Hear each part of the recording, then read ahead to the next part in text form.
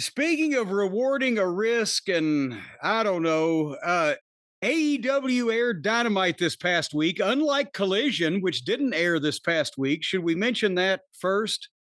All of it didn't air. I guess it was last week now. But whatever the case, did we ever find out? Did anybody ever accept responsibility for why that the Saturday night Collision from whatever the aired the first hour and a half, and then suddenly The Rock's Black Adam movie came on, and people were like, Where's the last half hour?" It was weird. I had it on one of the monitors in here because the Mets were on, and they had a Steve Mongo McMichael tribute. And I saw Dean Malenko was out there. There was a woman out there. I had it on mute, so I don't know if it was his daughter or a wife or I don't know who she was, to be quite. I'm just guessing. And then Ric Flair, who has a very interesting fashion sense, as we all know. Yeah. And I'm kind of looking up at that every now and then to see what's going on. And then before I know it, I look up and I'm like, why is the DC logo on the screen?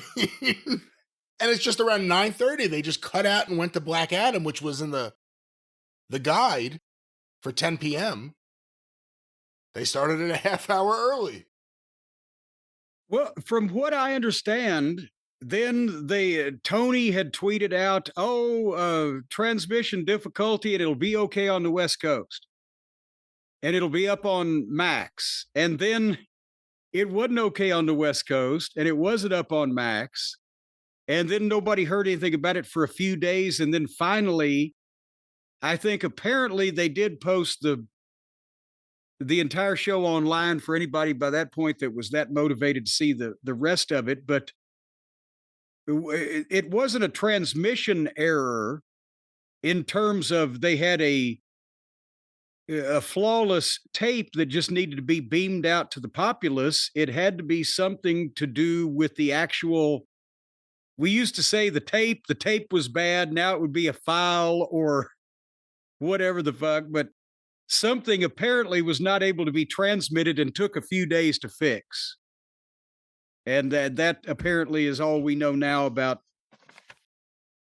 They have a lot of troubles with their technical situation to be a big of a budget, a company as they are, and to have a network like TBS, TNT, that whole conglomerate behind them. They still, I mean, I was used to it in 1989 when they would book a building that there was no seats in, or they would fucking forget to call a TV truck or whatever. But this is, they did that. I didn't know. Are you talking about Center Stage? Yes. They booked us for a TV taping at Center Stage when the building was being renovated, and they'd ripped all the seats out. They expected the fans to sit on concrete ledges with concrete dust on them. But that again, that was when things were a whole lot smaller and the budget was a whole lot smaller. I can't believe that they still can't get their shit together in this day and age. But nevertheless,